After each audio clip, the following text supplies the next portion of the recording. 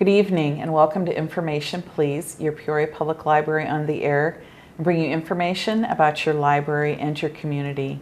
And this evening, my guest is local author Mike Rucker, who's here to tell us about his new book, Bridge Burner. Hi, Mike. Thank you. Thanks for having me. And you're going to be at Peoria Public Library North Branch on Monday, December 15th at 6:30. Well, you'll do an author talk. People can ask you questions about the book. You'll talk about the book and do sales and signing, right? Yes, and I'll donate half the sales which is wonderful. To your friends at Peoria Public Library. That is absolutely wonderful. We always, anybody who does an author talk, we always tell them they have to donate 20%, but you've gone above and beyond, which is great because that supports all of our programs for the kids and all the things we just can't do out of our budget. So thank you very much for that.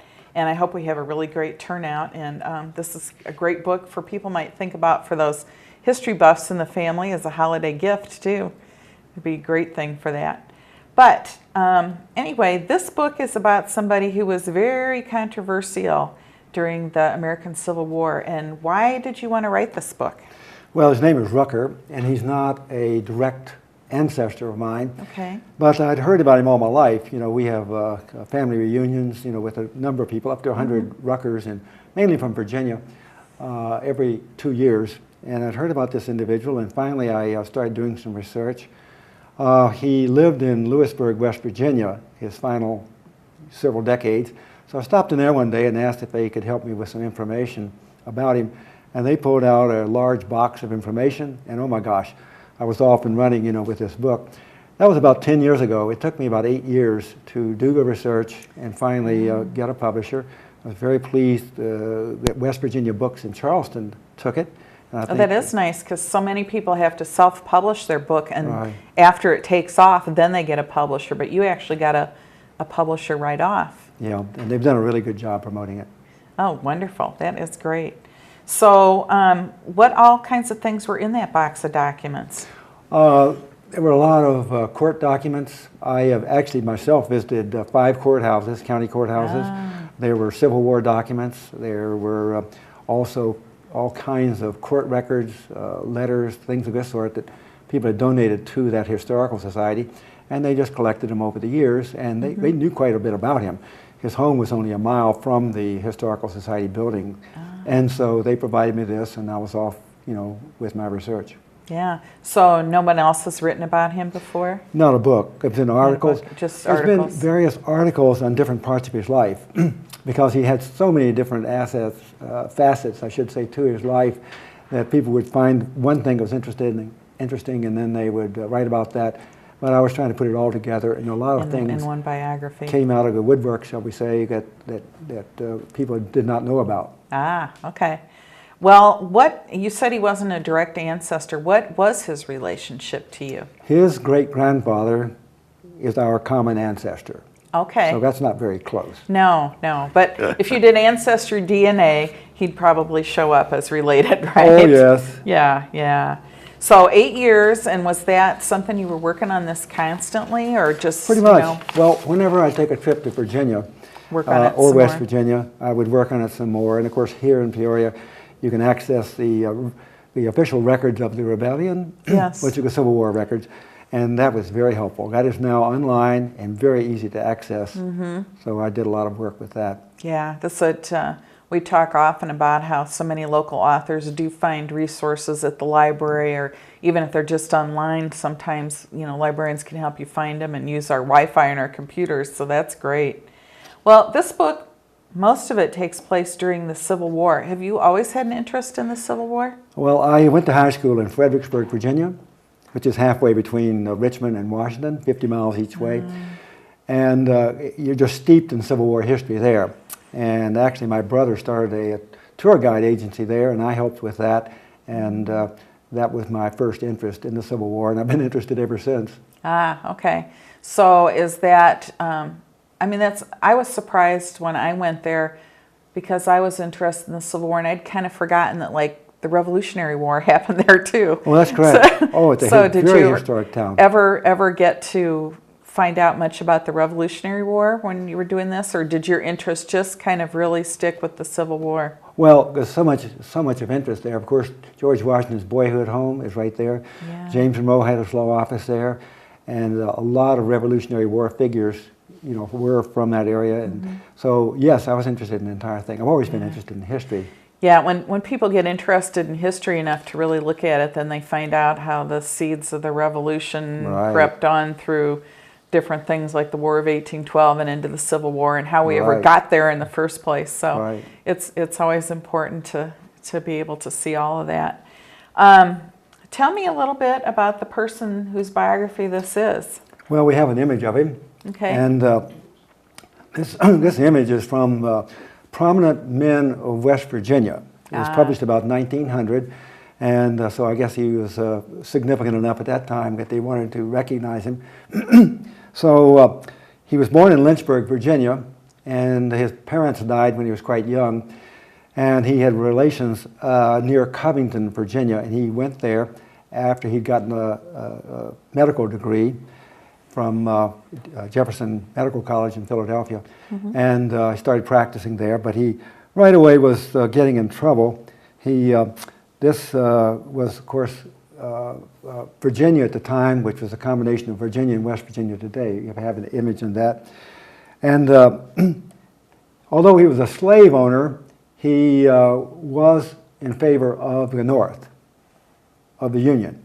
And he's a very complex individual. So both he and his wife owned slaves in several different locations. But he was a supporter of the Union, which was unusual because most of the Rucker family fought for the Confederacy.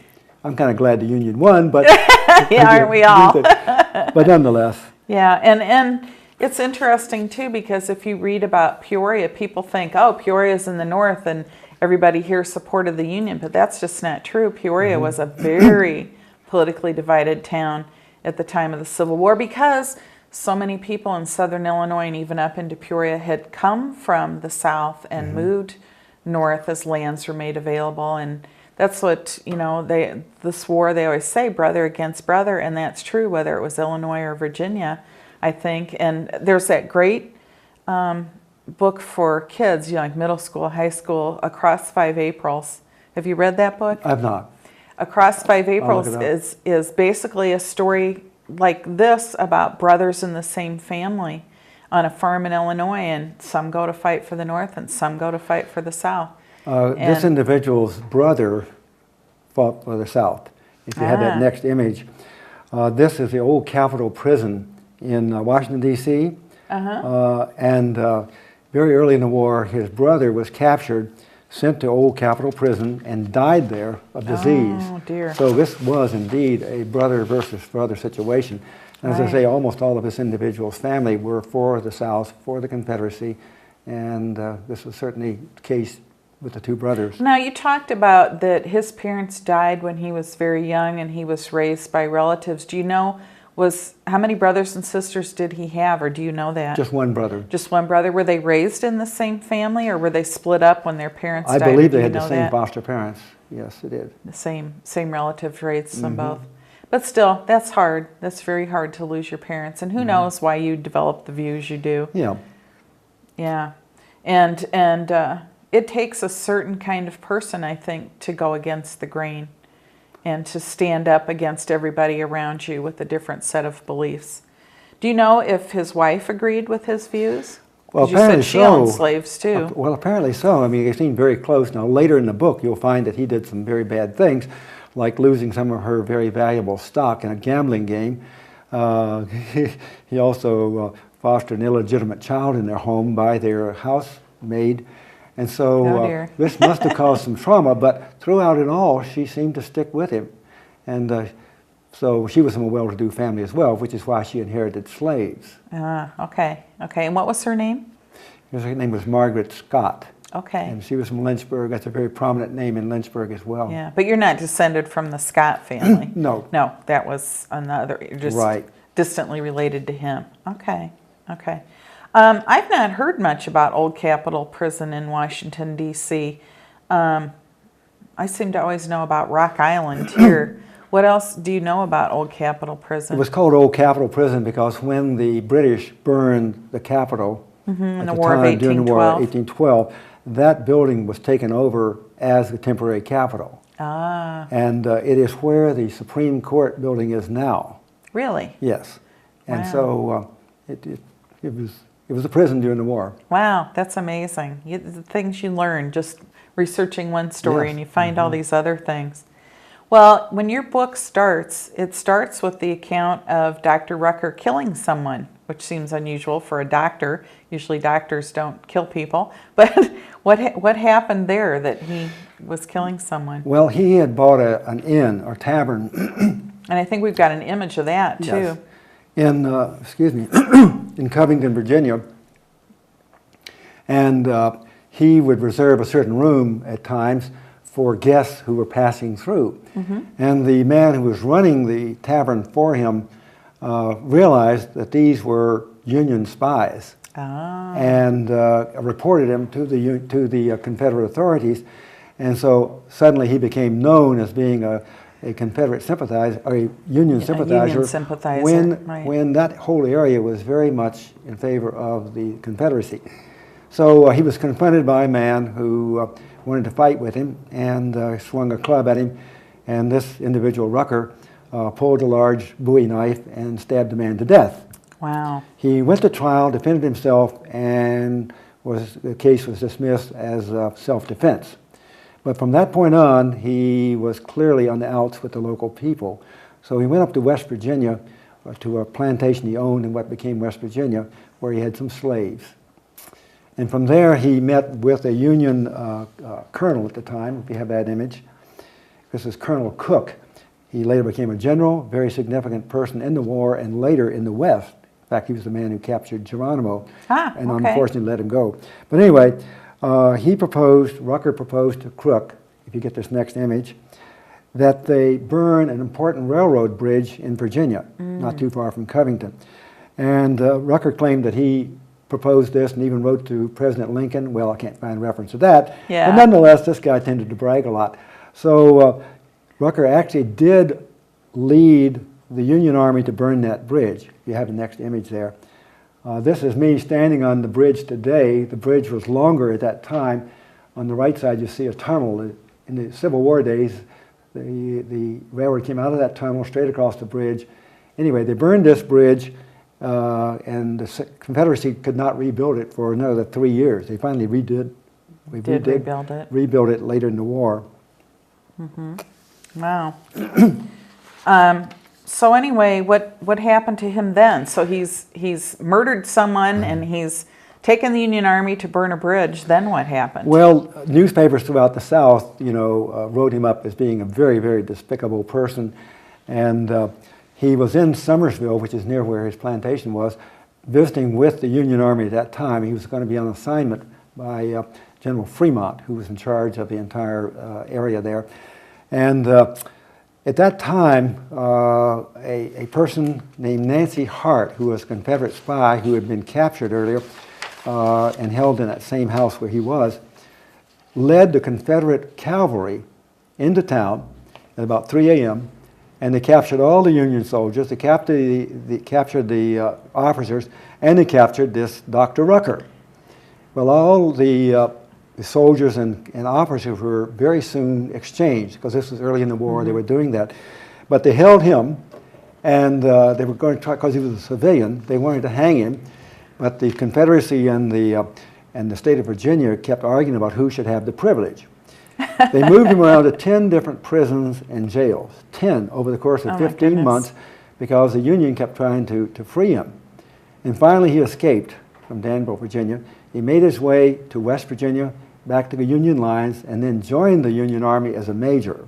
Wow, okay. And it's just an amazing adventure. He went through the mountains very much on foot to a large extent, but he was a very tough individual, and he made it. Yeah, he made it. He got there. Okay. Okay, well, we talked a little bit about Nancy Hart and who were these Confederates that she hung out with? They were called the Moccasin Rangers, and they were kind of an unofficial Confederate group. They were not paid. But they were so they were like guerrilla fighters? They were guerrilla fighters, but they were authorized by the governor of Virginia. They elected their own officers, and they became pretty much banditos. They would just raid people, particularly Union people, but also Southerners as well, and they were just bad people. So, and that's who Nancy Hart hung right, out and with. she married one of them, Oh, and had okay. a son by him. Okay, that sounds a little bit like the Eastern version of Jesse James, then. Oh, very much, yes. There was, I don't know, you always hear about guerrilla fighters with the Confederacy, but not so much with the Union troops. I don't know if the Union had people who not so much. went No, off on their own, but that probably had to be the nature of the whole rebellion against the Union, that there was a lot of people who would serve in non-official capacities. Well, particularly in Virginia, the governor authorized these people to go and do the things they did. And even General Lee and other generals complained about them because they're causing so much trouble. Oh, wow. Okay. So anyway, there was something about Nancy Hart being captured, being held as a prisoner and being captured. Tell me that story. Well, she knew the town of Summersville because she had been captured. She had already been known as a spy, and she'd been captured once before. They captured her a second time, and were holding her as prisoner in the house where Rucker was eventually captured. And she was very familiar with weapons, guns of all kinds, and she asked the guard who was guarding her late in the night, probably 3 or 4 in the morning, if she could handle his gun. She wanted to see if it felt like the guns that she was used to. And he handed her the gun. It was loaded, and she cocked it, aimed it at him, and shot him to the heart, and killed him. Then she leaped out the window, jumped on the colonel's horse, and rode bareback through the mountains back to the Confederate lines and reported the situation to the Confederate cavalry. Oh, dear. And a few days later, she led them back to Summersville, and they captured the Union troops, the officers, and Rucker. Oh, all right. She's quite a character. Now, maybe you should write a book about her. Oh, my gosh. Yeah, she was a character. She was a character. That sounds like you know a lot about her. And, yeah, fascinating person. And it's interesting that, women could be just as passionate about their causes as men. If we can skip to one thing about her, she married one of the Moccasin Rangers and had a son by him. And he was accused of murder. In fact, it was pretty much an open and closed case. He shot through the door of a cabin and killed a man, And Rucker was the defense attorney for Nancy Hart's son.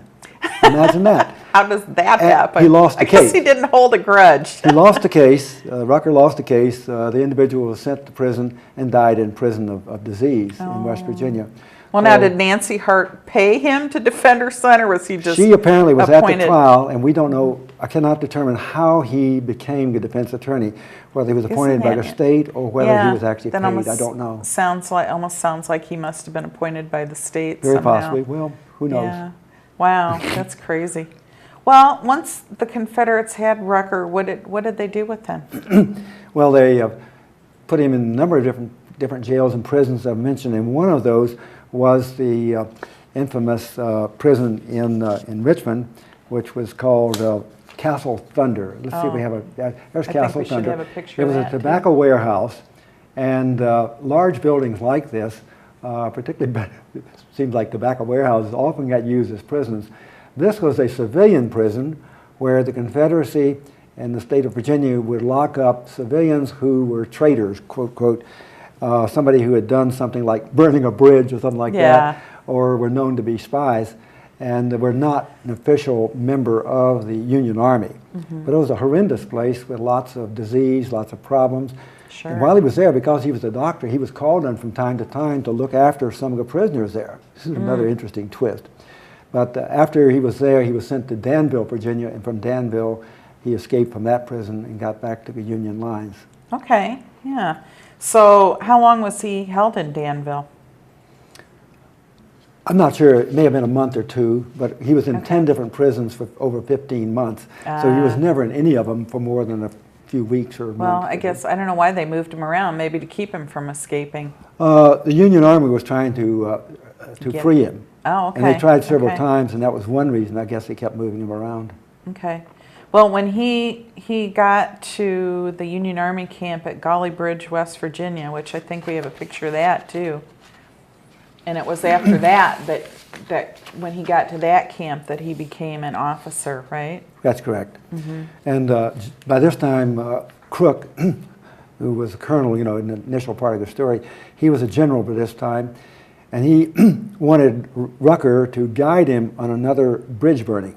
Oh, so he had a specialty now, was bridge burning. Well, Rucker knew this entire area because he yeah. had been a tax appraiser for the state of Virginia. Okay. And he knew exactly where the farms and plantations were, how many horses and mules they had, what assets they had.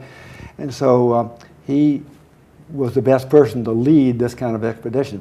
So that was another successful bridge burning. And then after that, you know, he was with the Union Army as a recruiter in West Virginia, recruiting troops. Oh, okay. Well, that's a good thing. So I know because his temper got him in trouble again with the Army, with some women. Never a good idea to That's right. get into it with women. What happened there? He was apparently kind of inebriated one night, and he heard some fuss happening, and there were several women involved, and there were some former slaves who were making a ruckus, and he tried to stop it, and the women confronted him, and he cursed them and gave them a hard time. So they reported him to his commanding officer, and the commanding officer was going to court-martial him. Oh, and so he resigned the Army in order to avoid court-martial. Was that just for conduct? Yeah, conduct unbecoming to an officer. Ah, okay, yeah, because officers have to behave. Okay, so then he resigned. All right, so then what happened next? Well, he went to where's his wife and children? They were in Marietta, Ohio, Okay. because the Union had actually escorted them there, the wife and his 4 sons. They had escorted them there for safekeeping after he got in trouble in Covington. Oh, okay. Because the people in Covington were very much against her as well. And so he was with them, and then just after the war, when President Lincoln was killed, one of their slaves, actually one of Margaret Scott's slaves, came into the room as they were discussing the fact that Lincoln had just been assassinated. This individual, I think you have an image of Charlotte. This is General Crook again. Let's go to the next one. This former slave went to her room and got $5 of her savings, which was a lot of money for her in those days, and said that she wanted to start a memorial to President Lincoln for his Emancipation Proclamation. Oh. Rucker provided this to an individual, actually someone in St. Louis, who led the fundraising. It was initially among black troops only, but later, of course, whites contributed. And this eventually became, if you go to the next slide, this eventually became the first memorial to Abraham Lincoln. Wow. It's about a mile from the Capitol, just east of the U.S. Capitol, on a nice hill. And it's a very evocative statue. Of course, Lincoln is reaching down to touch the former slave. The slave is supposed to be the last one captured under the mandate, you know, of returning slaves to their former owners. And so this is what that's all about. Is that? Well, now Charlotte, if she was in Ohio, she wasn't still a slave. Did they free her to take her to Ohio? Well, they would have to, and I cannot find any papers of manumission or any indication of that. But the general at that time, who was in Lewisburg, West Virginia, approved an officer escorting her and the 3 sons up to Ohio, so she would have had to have freed the 2 slaves she took along, and one of those 2 slaves was Charlotte. Okay, okay. Well, probably close to the family, maybe the boy's nanny or something. Or oh yeah. Made to her. She was actually Margaret's nanny. Oh, okay. Charlotte was quite a bit older than Margaret, and so as a young girl, she had been her nanny as well. I see. Huh. That's interesting. Okay, so then Dr. Rucker decided to not be a doctor anymore, right? He moved the family to Lewisburg, West Virginia, and became a lawyer. In okay, those days, doctor, lawyer, and all you had to do in those days was get 3 lawyers to say that you'd be a good lawyer, and you're a lawyer. And you could be a lawyer. And so he became a lawyer, and I've already mentioned one of the very controversial cases he was involved in with Nancy Hart's son. But he was also involved with another lawsuit, which was interesting. Let's try that next slide and see if that's on. and that was the Greenbrier ghost trial. Okay. This is a roadside sign in West Virginia concerning the matter, and it's the only case in American judicial history in which the testimony of a ghost led to the conviction of murder. Now, how did we get the testimony of a ghost? Well, what happened is the individual who was accused of the murder, and it was a fairly open and shut case, had apparently killed his wife. It was his third wife, by the way. And so Rucker, once again, was the defense attorney. The mother of the wife who was killed told the local authorities that a ghost had come to her, the ghost of her daughter, and told her how she was killed. And so it went to trial. He was taken to trial because they found that she had been indeed murdered. And the, of course, prosecuting attorney did not mention the ghost. And he was smart. That's not appropriate testimony for a prosecuting attorney. But Rucker did. And so he started berating the poor woman, the poor bereaved mother, saying, "Now, is it true that you had some sort of dream, you know, that your daughter's ghost came to you?" And of course she said, "Oh, sir, it was no ghost." And he started berating her for quite some time. This is all documented in the court records, which I found. And you can imagine the jury of 10 men sitting there watching this lawyer berate this poor woman who had lost her daughter. Well, they convicted him. And they sent him off to prison. And in a matter of several years, however, he was very sick. I think he had TB, consumption at the time they called it. And so in those days, the family could appeal to have somebody freed from jail because he was going to contaminate the other prisoners. They didn't want him there. They thought he would die anyway. And so they let him free. Wow. While this individual was in jail,